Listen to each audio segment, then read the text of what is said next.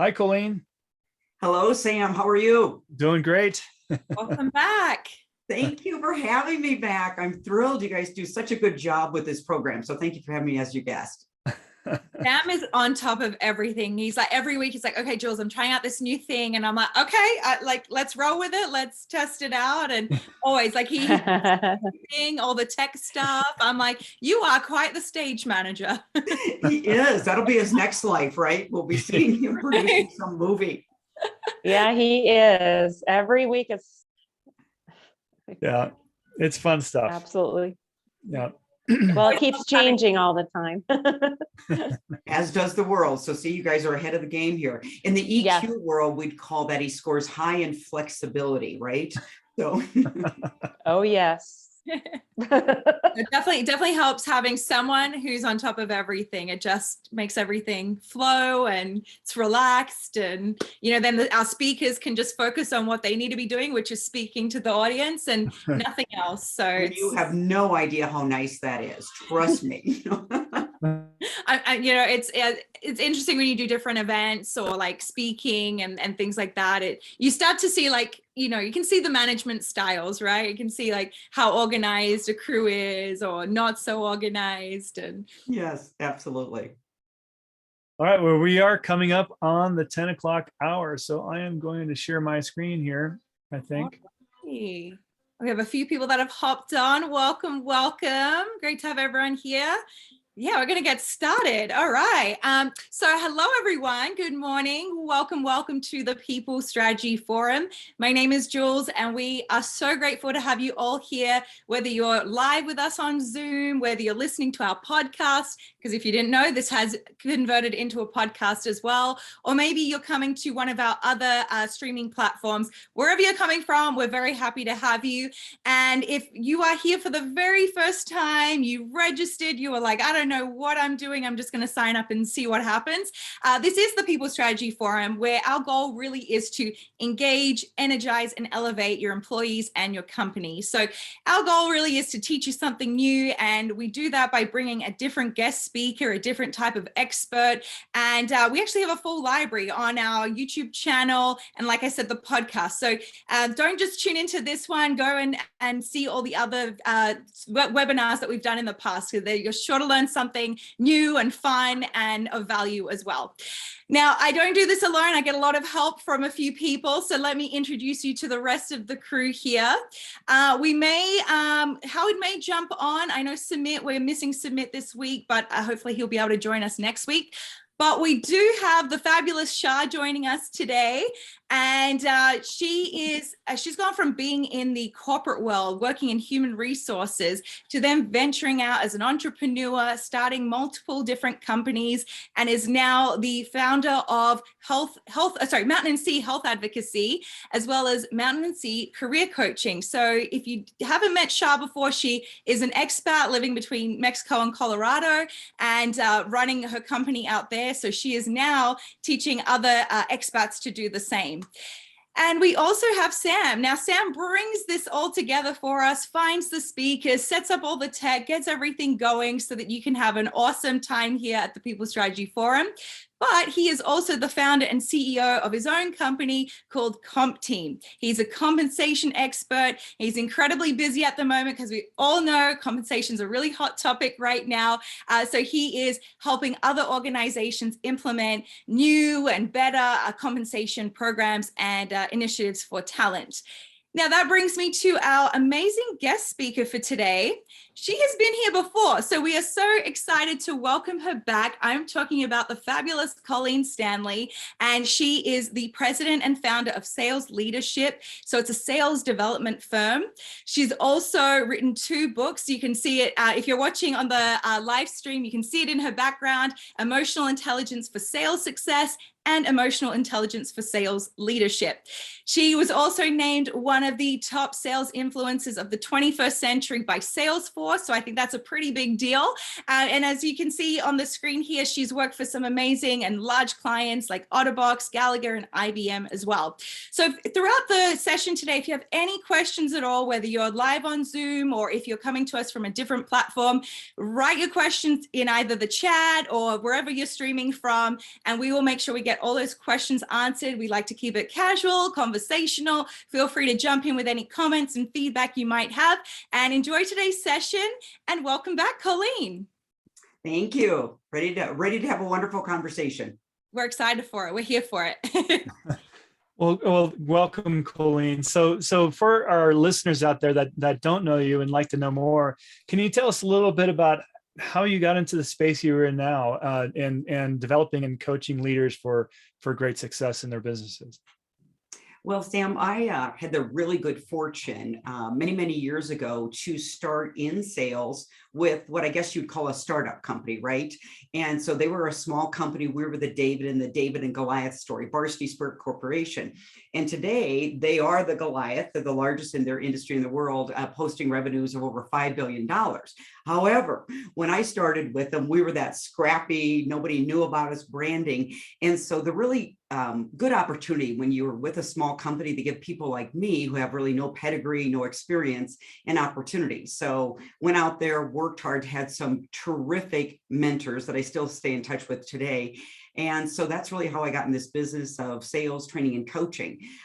Because when I was a VP of sales at Varsity, I realized that my love was really turning to the training program, getting reps up on board, developing managers. So just took that leap of faith probably 21 years ago and got into the business full time. And I know that you're very busy, and not just coaching leaders, but you're also doing a lot of speaking events as well, right? Yes, that is part of what we do. So those can vary from sales kickoffs to maybe half-day energizers that people have to full-blown year-long, 3-year-long engagements. So the work is varied and it's interesting, and we happen to just work with great clients. We're lucky. That's a good thing to have. Definitely. Well, I know that when we're in today's context, we're talking about just really how the mind shift of employees and also their leaders have changed as a result of not just the pandemic, but also the Great Resignation, and engagement is something that's been accelerating and also waning a bit in different areas. And so I think we want to dive into that, especially in your experience with emotional intelligence. I think that brings us an excellent context today. So what are the different things that you're seeing right now across employees, and what are companies dealing with in different types of behaviors? Well, Sam, I'm going to back up a little bit with something you and I talked about, because I believe it'll lead into that question. The question that keeps popping up for me is it the Great Resignation or the Great Denial, right? Because we all had time to get off of the treadmill during the pandemic. You were at home, you weren't on planes, which, I'm back on planes now. But the thing that always occurs to me, the denial part, could there be some denial in the employee part where, I'm going to jump from my current position because nirvana exists over here. And in some cases it could. The denial part I'm seeing with companies is, you might have some, especially with companies I work with field salespeople. Well, you know what? You need to be back out doing in-person calls, which is true. But guess what? You also need to master the hybrid model. So I'm seeing sometimes denial on the company is supposed to provide me complete happiness, and companies not adjusting to the new reality there. So I don't know if that leads into our next question on. It definitely does. I mean, when we're thinking about that new reality, how is that new reality driving new behaviors in our employees and leaders? So I think everybody's having to do a really strong reality check. Now, it's kind of like, do you know the old adage, when you get married, something old, something new, something borrowed, something blue? Okay, so the something old is this. What I have seen with several of my clients, and this is going to sound airy-fairy and like I'm sucking up to my clients, okay? But the ones that had those good cultures, they were doing all the things, training, coaching, mentoring. They had their hiring and recruiting program down. What you deal in? The compensation was matching. I actually haven't seen or heard the Great Resignation as much. People love working there. Now they're also being very smart that if they do need to keep up with, inflation's crazy right now, they're doing that, but they're not doing it to where they're having to, pay these exorbitant salaries for maybe not the talent or the work that's being provided. So I think something old is, are you working on your cultures? Because I believe the ones that were working on their cultures, yes, they're having some of the Great Resignation, but I'm not seeing it as much. Okay. Now, the ones that just maybe are in that business of where people are saying, I don't want to do this anymore, then the reality is, I think you've got to really take a look at your hiring process. And why would a person want to work here? Because you can only pay so much. I mean, it's great. The larger companies have big pockets, but I have to tell you, most of the world is run by small and mid-sized companies. There is a limit. So I think in your vetting process, why do you want to work here? Purpose, passion, and then frankly, going back to the good old-fashioned work ethic. And I do think you have to really amp up your recruiting process. As I shared with your team, I just came from an event yesterday, speaking event, and it's a company that has always had a robust recruiting process. They bring in 400 interns a year. And so they're still sitting in a good position for hiring, but they started that practice years ago. Mm-hmm. Right.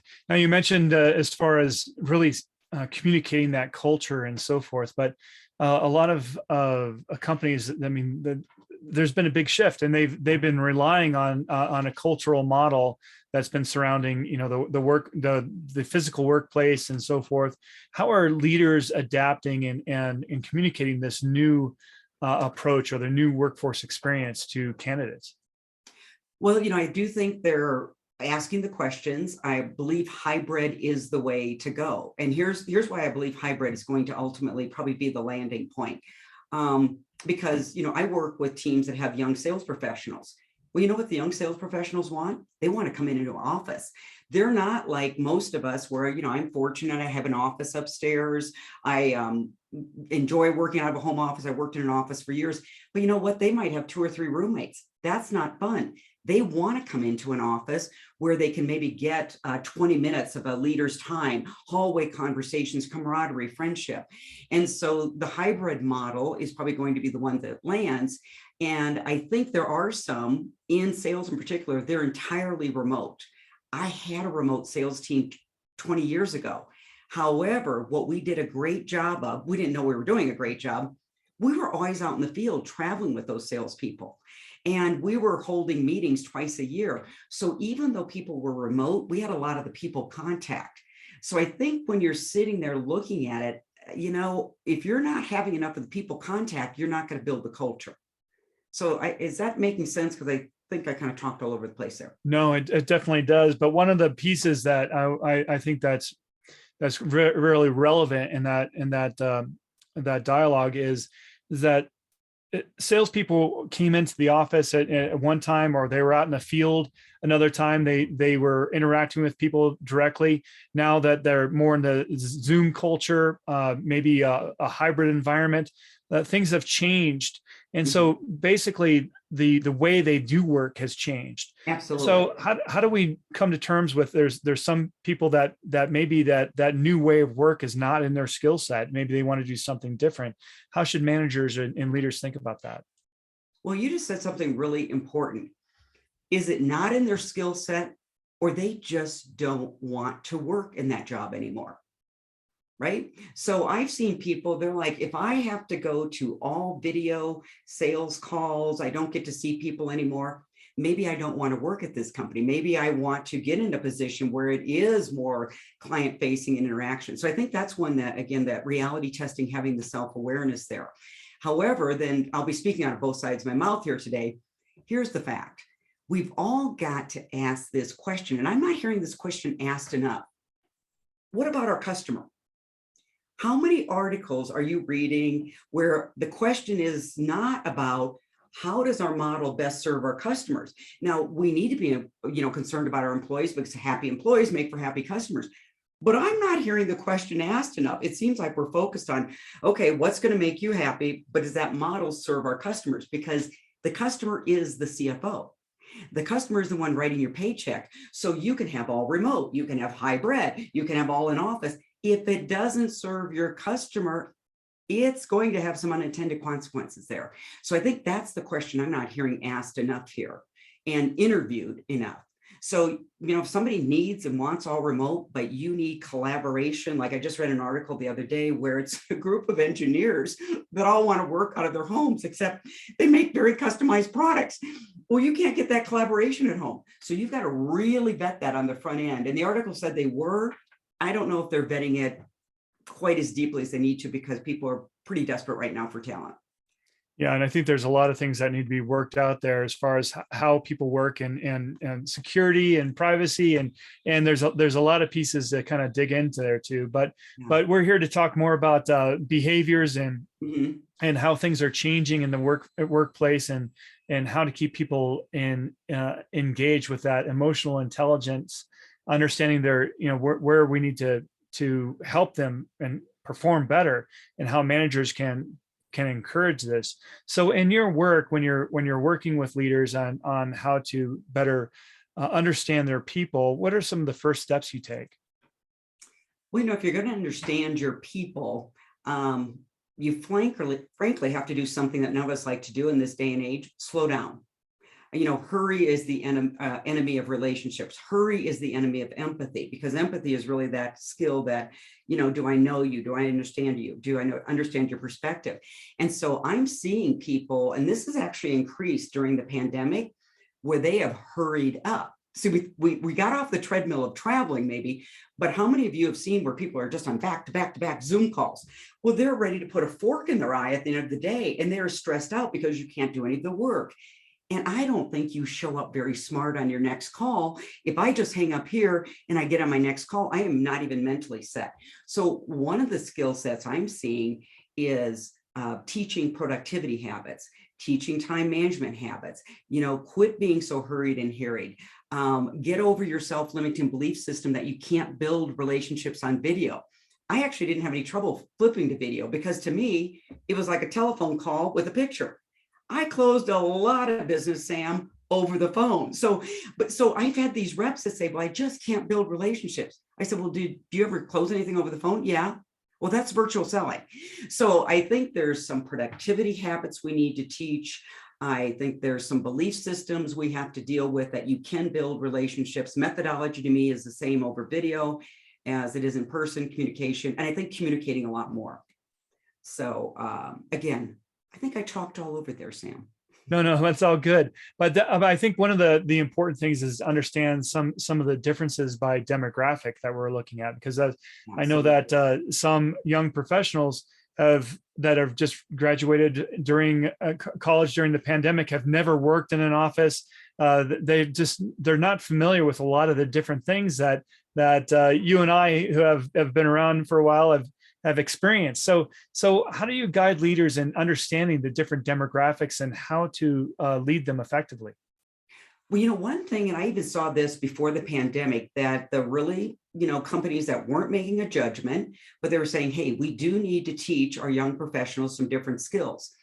The great news is that, they're technology animals. The bad news is they're technology animals. So I literally had a company in Chicago. They had a whole course on small talk, networking within the office, simply having conversations, walking up to the 6th floor instead of sending a text. Now that might sound to you and me kind of like, seriously, but if you grew up in technology, we can't judge them, but it is our job to teach them, right? And so yesterday, the group I was with, they actually were having a working session on here's the behavior when you work in an office, because they were graduates and had never been in an office. So it could be, don't eat somebody else's food or whatever the protocol is there. So yeah, I think instead of judging it, you have to say, this is the new reality. And this is some new teachings we need to do to provide that great culture.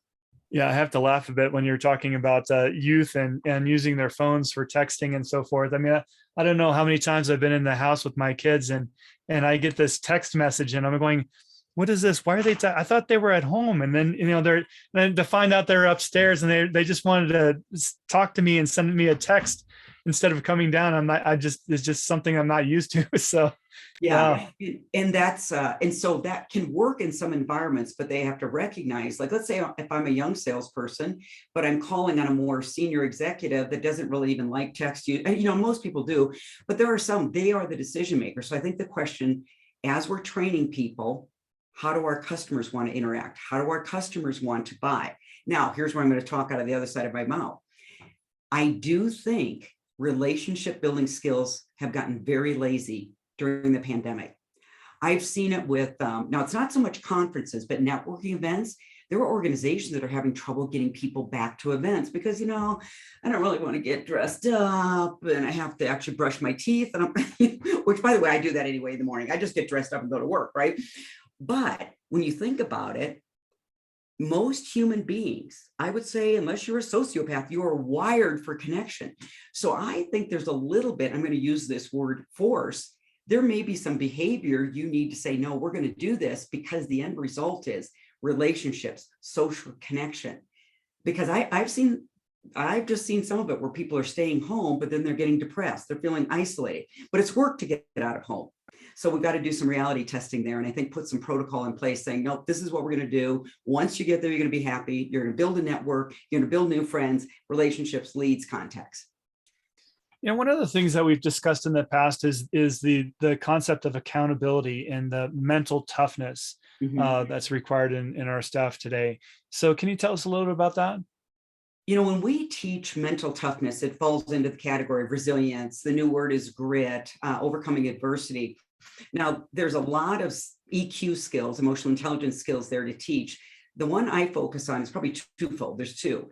The first is stress tolerance. Now, in the emotional intelligence world, that's the ability to bounce back from adversity or setbacks. However, the second part of that definition is what's interesting to me.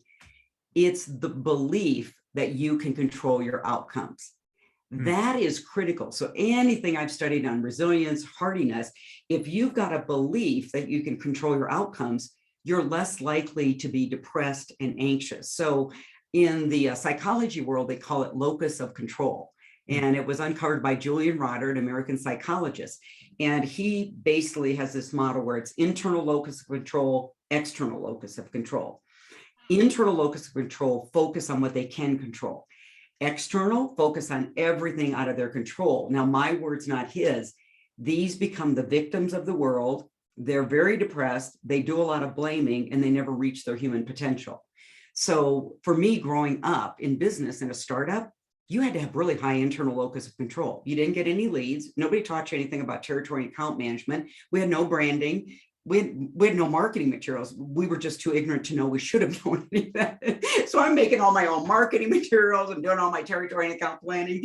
Now, I'm not saying that's the best way, but honor where you're at as a company. So I really, I think as leaders, the coaching question is, what's in your control? Where's your focusing? Because when you start focusing this way, I'm telling you, you start spiraling and it doesn't end well.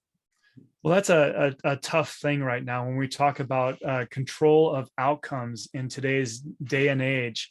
The past few years have proved that to be very difficult, and I think that's causing some mental, I guess, stress in a lot of people. So how can managers help improve that and to get some security around those outcomes in such a chaotic world that we're experiencing today? So I think the key here is, yes, we know what the desired outcome is. Focus on the steps and activities to get there. See, sometimes, in sales, this is really true. Your desired outcome is to hit this goal quarterly, monthly, year end. Where you focus is on the activities that lead to that. I can absolutely control that. So let's say, for example, I'm building a brand new territory. I can focus on the number of activities I do. I also can focus on improving the quality. Because, it's one thing to make a marketing outreach, but if it isn't empathetic, if it doesn't demonstrate expertise, I'm just busy, not productive. So there's a lot of things that you actually have in your control. And so that's where I spend most of my time. If I know I'm falling short on a skill, I got to tell you, there's so many great experts out there. I pick up a book, I reread a book. And so that's always been mine. I know what my outcome is, but I focus more on the steps to get to the outcome, because the outcome can seem like 3 miles long or 3 miles. Right. I mean, that's excellent guidance. I mean, and of course, I mean, that's one of the biggest problems a lot of companies have, is that the lack of line of sight when they're asking somebody to do. We need to launch this new product for our company and have it be successful, and everybody else is going, well, how do I do that? Right. It's like, and so if you break it down, you can manage that, you can control that. So yeah, I'm really big on, and another really simple, and everyone's heard it, except nobody's doing it, or I shouldn't say nobody's doing, but we're not doing enough of it.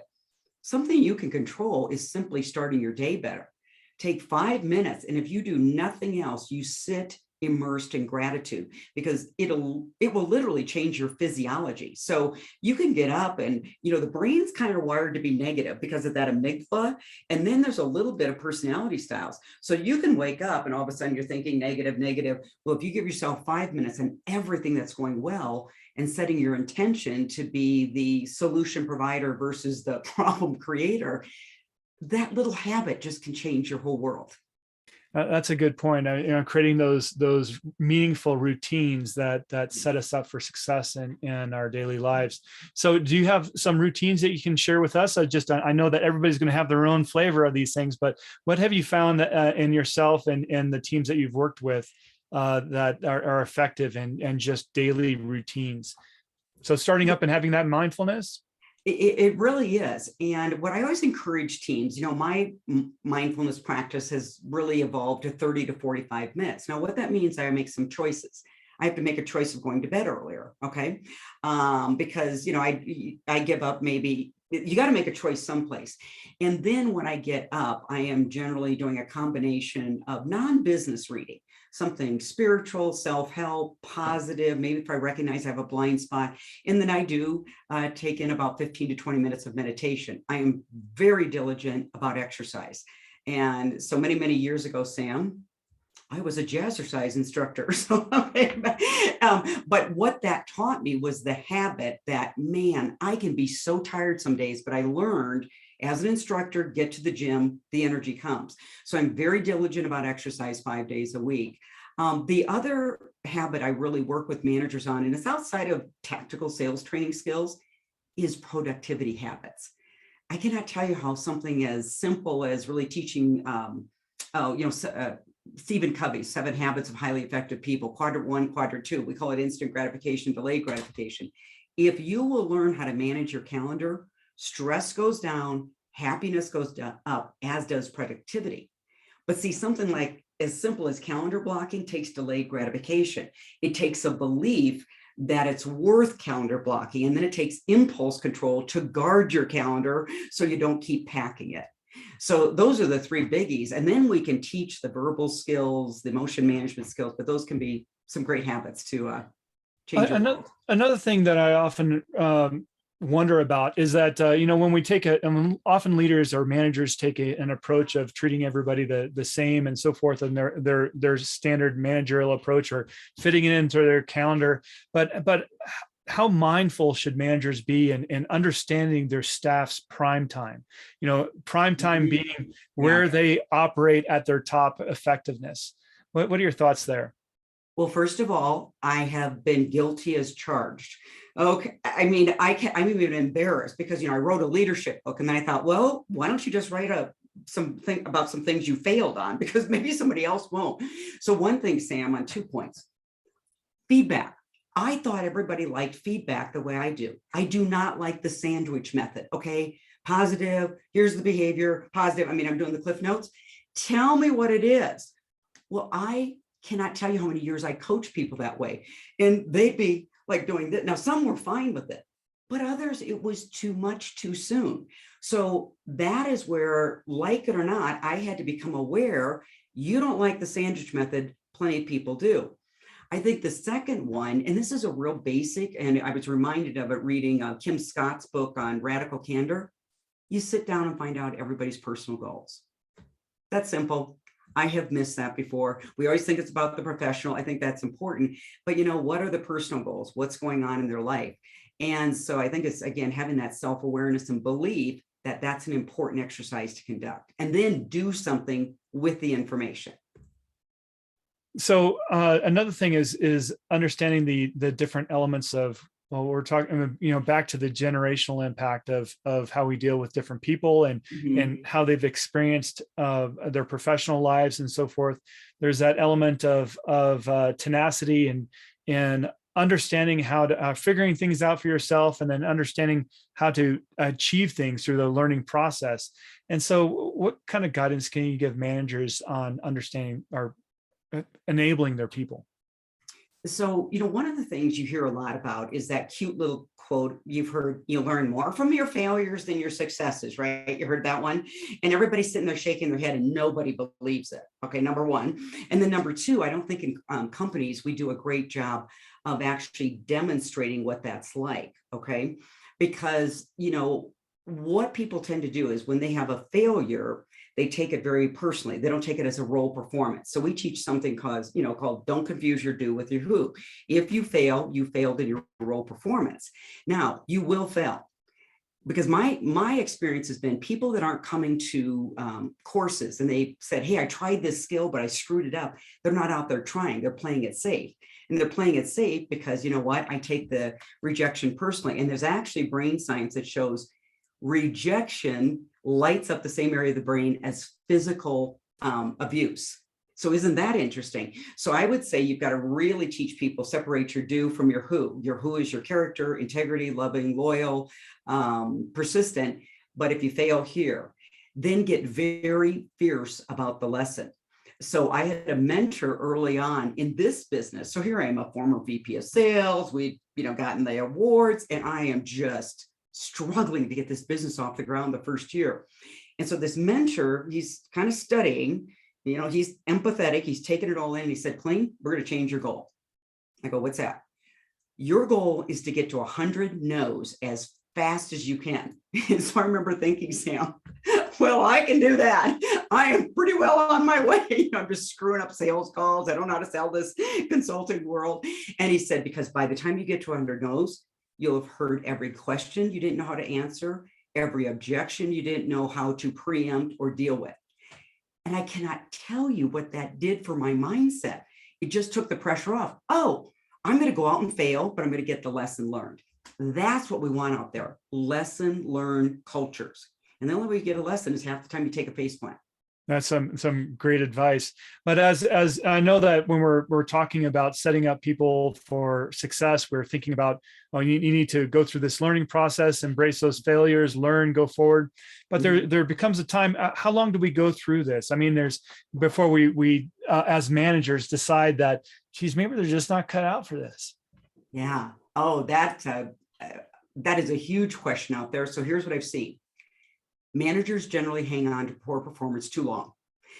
One of the things I learned from studying Dr. Henry Cloud's work, particularly the book Necessary Endings, he said, usually if you get into leadership and management, number one, you care a lot about people. Otherwise, and there's nothing wrong with being an individual contributor or having that role. But the Achilles heel with leaders is sometimes they care too much. They're hyper responsible. So they're so hyper responsible to say, it must be me. I didn't give them enough training. I didn't give them enough coaching. I didn't give them enough guidance. We don't give them enough marketing materials. We don't have a good lead. Now, all of that can be true, but at some point, success is always a personal journey. So that's where if you're giving coaching, you're giving advice, and they're doing nothing with it. If they're not doing the work in order to be successful, so you can control work, you can control activity. If they're not doing what they can control, then I think you've got somebody that's either simply not motivated, or we've unfortunately hired them and put them in the wrong role. They just don't like the job. They're not motivated. There's something's missing there. So I think you've got to really take a look at, like in sales, I will always tell sales managers, if the salesperson isn't doing the work, now it might be a self-limiting belief that they're so nervous about calling on people like you, big office, big title, big money, or they simply lack a work ethic. Well, then you're not going to do the prospecting activities it takes to build a business in a territory. Yeah, good feedback there. So there's what other elements are we seeing nowadays with managers? bringing up their employees for performance. I mean, we've talked about a lot of things as far as, understanding that mental toughness, that grit. We've talked about elements of accountability and how to train those people that are learning from their mistakes and so forth. But are there other elements that leaders need to be considered about as far as ensuring that people are set up for success? Well, this is a trend that I've noticed. So during the pandemic, it was a really big need to demonstrate empathy. I mean, people are homeschooling. They had parents that are in senior living locked down.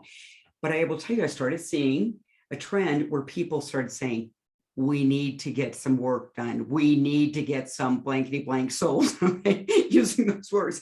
And so I would say for all leaders out there, have these maybe 3 EQ skills: the empathy and also the assertiveness. And the assertiveness is you're able to state what you need nicely. So there's one point where you can be showing so much empathy, but at some point we do need to take action. We do need to move forward. And that would also be called reality testing. So it was really, I could almost tell it with these conversations changed with sales managers. We need to get something done. Now, here's the self-awareness part. I think people are getting more nervous to have the accountability conversations, the truth-telling conversations, the feedback conversations, which we all know and agree, this is how human beings change, grow, and improve. I certainly have with my wonderful mentors. I think they're afraid to have the conversation because here's the employee, possibly they could either be making up the story or it's real. I'll just go on to the next company. So I get a little worried that we're going to start creating cultures of mediocrity because we're worried about having the accountability conversation. So I believe that needs to happen more in the hiring process, having the truth-telling conversation. Hey, the world's your oyster right now. There's 5,000 jobs out there. Let's talk about it and then really testing that person to see, are they joining a culture because they want to be held accountable? They want a mentor that will challenge them and grow them. Because then I think we're going to keep creating these cultures of excellence. But I'm getting a little worried that it's slipping into mediocrity, and I don't have anything to back that up other than my gut. So having those meaningful conversations are important. So what are some guidance that you can give for managers on how to frame that conversation? Of course, they're told that, oh, you got to have those one-on-ones, you got to meet with your people and coach them and lead them through the process. But is there a step-by-step thing that managers should be thinking when they're going through that and preparing for and going through those conversations, those one-on-ones? Well, a one-on-one coaching conversation, at least in the sales world, I believe the salesperson needs to set the agenda because they need to own it, right? So a lot of times sales managers will set the agenda and it's usually deal review. Let's look at the numbers. Well, I'm all about looking at the numbers. I actually like looking at numbers, but looking at numbers doesn't change the number. Deal coaching changes the number. But so my experience has been is when the rep sets up the purpose and objective of the meeting, here's where I'm stuck. I've looked at my numbers. Here's what I think is going on, but I don't know how to change it. Now that's one coaching conversation. But then the other one, which is more of a performance coaching, that's where I don't think we can do a drive-by. You make sure, hey, here's my purpose, my intent. I'm a little concerned you're going to take this as if I'm micromanaging, not being fair, getting permission to give that feedback. But then when you give the feedback, make it very clear that you have to have 1 or 2 examples. And then with that example, what's the impact it's having on the rest of the organization? I think a lot of times people forget, oh, my behavior's actually impacting other departments, and then get agreed upon steps. But that's the part, Sam, and I know your company works in this all day long. I have been surprised at how many, let's just say employees, use a generic term, they are not aware of how their actions impact the other human beings, other departments. And I think if you've got a good person of integrity, they don't want to be screwing up the accounting department. They don't want to be screwing up the warehouse, but they don't know it. So that's our job as leaders to point that out.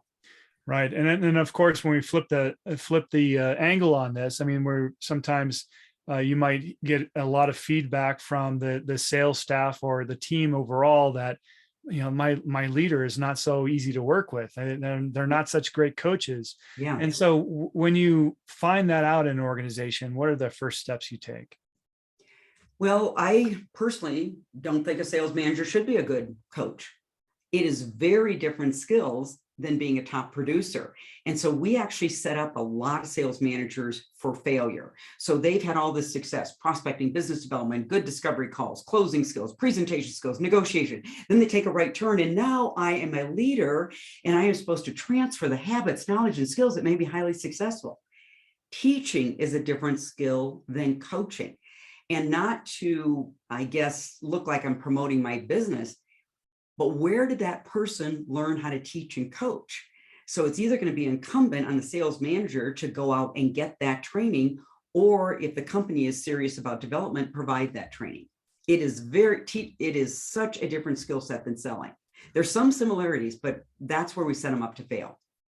And so what does that look like? I mean, so we have a group of managers that we want to improve their ability to manage their people and to get the best outcomes they can. I know there's different approaches. I mean, you can go, there's a classroom environment, you can have personal one-on-one coaching, but what do you see that's most effective that companies do when they roll out these manager training programs? This is my opinion, and it could vary. I believe in delivering the training and then following it up with coaching, because I don't really have anything to coach unless I've got models, framework, and commonality of knowledge and language. So that's generally the approach that we use. Deliver the knowledge, but then follow up with coaching, and that's called the application work. So it really follows the adult learning model, right? It's first of all making people aware, I am a brilliant, let's use sales producer. However, I'm not very good at transferring these skills. So unless they're aware of it, then they're not going to buy into it. Then you actually teach them how people learn. I mean, I find it fascinating how people learn, deliberate practice, chunking material, but then you've got to practice with that manager, because, salespeople role play a lot, right? Their sales manager has them role play. Who role plays with the manager? So they're getting ready to have this crucial conversation, right? Well, they're sitting in their office going, okay, I'm going to say this, I'm going to say this. And they haven't role played it with anybody. So their tonality might be off, what we call the emotional expression. They might have resting face. You know what I'm talking about? Okay. And so excuse me, I encourage them also to find a peer in the company, or if they're a singular leader, find one outside of the company. So role play. How's this sounding? How's this land? What's the response I should expect so I can practice that? So one thing that I've talked to many organizations on is they're saying, well, why should we have this training? I mean, I hired them to be a manager. They're supposed to know these skill sets, and so when you're going to an organization for them to create a budget around this and so forth, is there a certain dialogue that you have with them? Is there a certain what? I didn't quite a dialogue. I mean, as far as telling them the importance of putting together a budget for training efforts. This is an interesting one where it really gets into your target client, because, so I don't think I'm going to answer the question as well as I could. When I'm targeting clients, I must have proof that they are a learning organization. It is going to be very difficult for me to go in and change a CEO's mindset that has this. I hired my veterans. They should know how to sell and lead. And, my standard answer is, it's a pathetic one. But so did the NFL. The last time I checked, those little boys, and then soccer teams, they've been playing since they're 6. Can you imagine a professional coach saying, I'm not going to give them any more training and coaching. They've been playing for 16 years. It's just ridiculous. And actually, when I've used the example, I've kind of gone, but I'm generally targeting a learning organization, and it's got to be learning from the top. And then what you do is you start putting in your recruiting and hiring program, you hire learners. See, I think that's a big one that's missed. How many people have questions to vet the person's appetite and aptitude for learning? Appetite and aptitude for taking coaching. Yeah. So I think biggest thing I see sales managers, probably your first training module needs to be on how do you recruit and hire? Because if you want to make your life easy, get good people on board. Mm-hmm.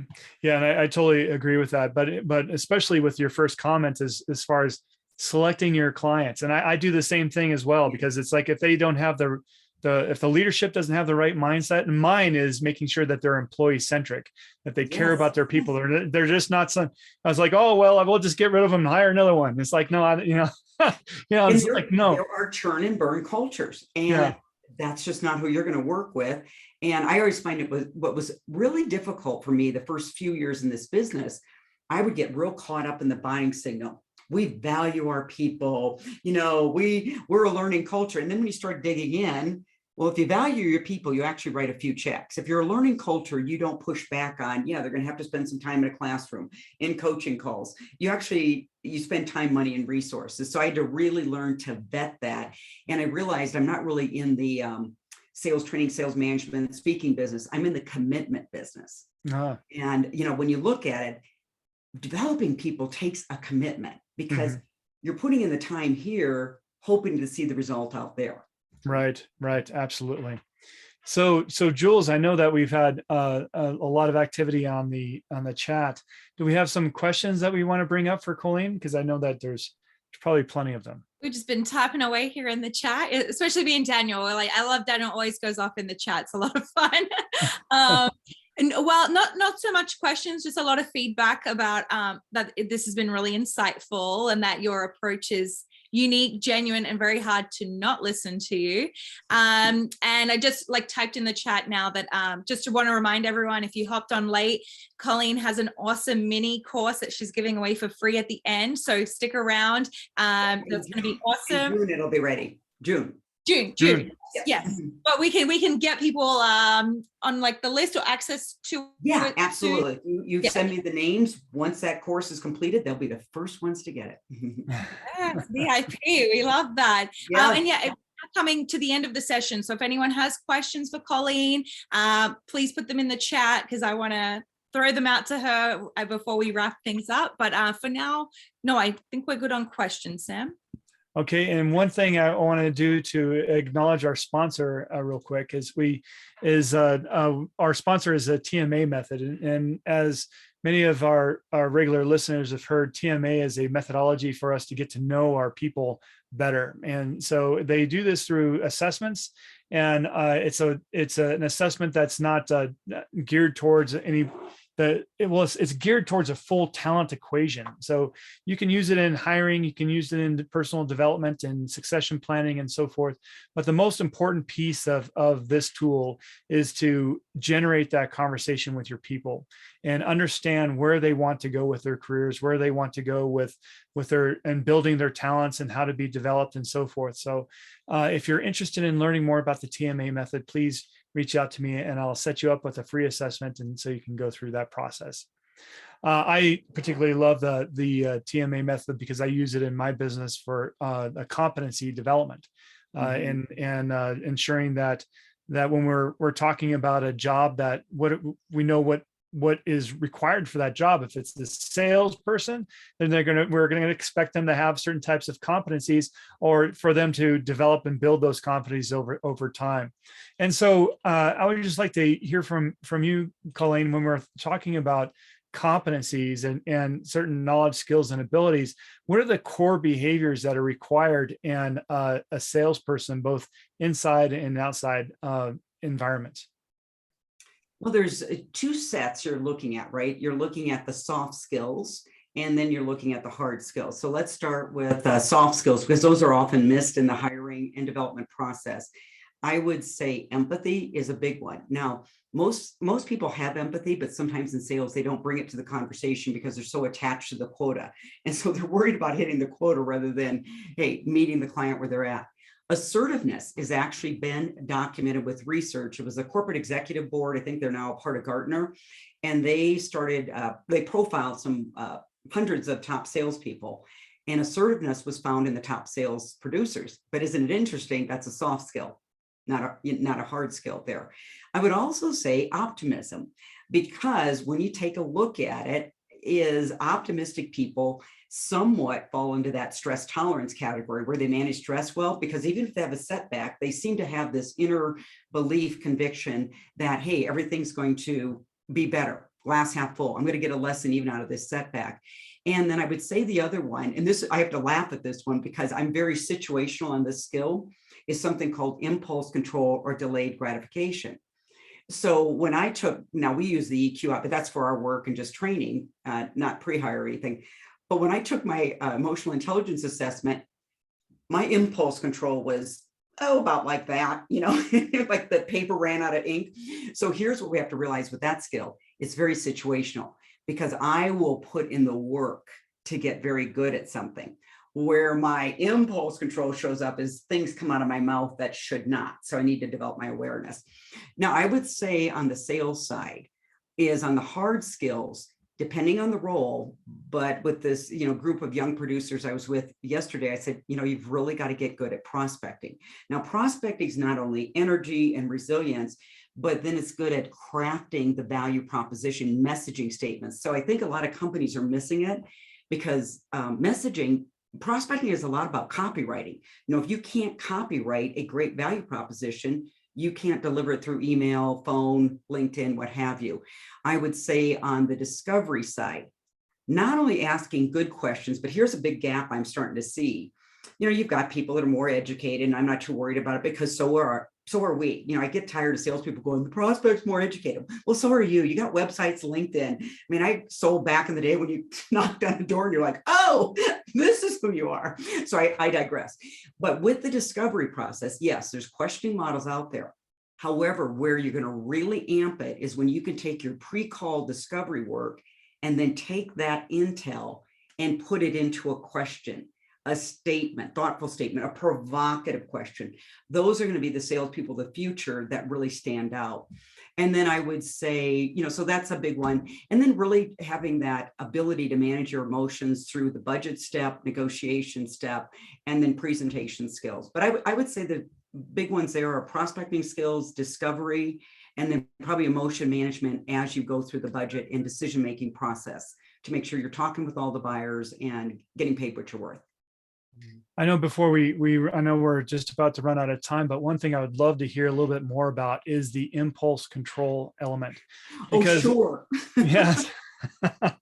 But because, I've heard that this particular piece is so important for future success. Yeah. And in a society that we have today, where we're used to instant gratification, things that are coming out and we're having that come our way all the time. Our youth was built up like that. Our people are used to that, and marketing, TV, and everything. So how do we overcome this? Can impulse control be built up as a skill? Can it be taught? Yeah, absolutely. That's the beauty of emotional intelligence. With commitment and focus, they can all be improved. And so the reason it's really important to improve that, so it starts with self-awareness. Where am I caving into instant gratification activities? So let's just take something like I mentioned, prospecting. You can lay out the activity plan, the number, type of activity, wherever you're at, based on your product, territory, and tenure. However, it takes delayed gratification to learn how to craft and deliver a good value proposition, write a compelling email. It takes a delayed gratification to build referral partner relationships, right? And so it takes delayed gratification to calendar block your calendar. So you're setting aside consistent time for business development with new and existing accounts, right? And then the impulse control, how it shows up in the discovery process, needs analysis. So most people that get into sales, you really do want to help people, I think, but sincerely. However, Sam, you say something to me like, oh, we need to have better closing rates. Where there's new decision makers showing up. My teams, they're defaulting. They're not asking the right questions. I hear a buying signal and I immediately start providing solutions because I want to help you. So you have to have that awareness. Colleen, you don't have the data. You've got some information, but dig in deeper. And so that takes a lot of practice, which leads me to my third point. People that become masterful at anything have delayed gratification. Mastery takes a lot of work. It's a lot of repetitions. It's a lot of study. So when I see people not becoming masterful, we kind of say, oh, they're lacking the hard skills. Well, actually, they're lacking the delayed gratification skills to put in the time to practice, get coaching, repeat. So those are really probably three areas where that impulse control dramatically affects sales results and frankly, life results. Well, this has been very insightful. So Jules, do we have anything else that's come up in the questions for today? No, that's it for now. Oh, Excellent. Well, thank you so much, Colleen. It's been a pleasure having you on. But before we depart, can you tell our audience more about your business and how they can contact you for more information and and so forth? Yeah, thank you for that. So the business is sales development, and there's really three big buckets we play in. Sales speaking. So, this is when you're having your sales kickoffs or maybe regional meetings, we will come in. And those are what I call master classes, kind of a combination of a keynote and actually teaching from the stage. And then obviously sales leadership training. And what we're finding, we're actually getting companies to hire us for high potentials, people that are looking to get into sales management, and then their sales leadership team. And then obviously the consultative sales training, which all of these programs teach emotional intelligence skills, consultative selling skills, emotional intelligence skills, leadership skills. So everything is wrapped around the EQ umbrella. And also, I know that you have a couple books out, and where can people find your books? Voila. Okay. Notice how they were just placed nonchalantly, right? Don't you love that with speakers and authors? Oh yeah, just had a couple little books hanging out. Yeah, Amazon is probably the easiest place to get the books. And if you like the book, we always love hearing about it, and a review is appreciated. Yes, and I've read them both, and they're wonderful reads. And so and also I know that they are titled for sales, because Colleen is a sales expert. But I have found that they are very useful if you're just a leader in general, and you're wondering how to lead your teams. Those are very applicable to across the business, not just sales, but definitely for sales for sure. And then, Colleen, should they email you for the mini course when it comes out, or what would be the best way to get in touch with you? If they want to go to our website, either through you or us, they can go to the website and say, hey, I joined today on the podcast webinar, and put me on your list. And then we will absolutely, when the course is done, we'll send out an email to them. And the same thing I'd like to offer, if they do purchase a book, we have book study guides on both. So just go to our website, go to the contact page, and hey, I purchased your book, would love to have the book study guide, and we'll be happy to send that out as well. Okay. Oh, fun. Perfect. Putting it all right now. Yes. Well, thank you so much, Colleen, for your time today. It's been a wonderful conversation. Enjoyed it very much, and learned a lot. So thank you so much. Yeah, thank you for having me as your guest. You guys, you do such a great job, and round of applause, because you're only as good at talking as the interviewer. So I've had some work. It's kind of interesting. It can be awkward too sometimes, and you're like, okay, these are very closed questions. I don't know where to go from here. Yeah, and then your body language, and then my expression starts changing. So yes. Well, thank you for coming on back. Yeah, it sounds like people were really enjoying it in the chat, and you just have such a good energy and the way you present. And I feel like it felt like a 3-hour session condensed. There was just so much information in there. So thank you so much. Thank you. Thanks, Colleen. You have a wonderful week, and see everybody else on the next week on the People Strategy Forum. We'll be back next week. All right. Take care. Bye. Bye.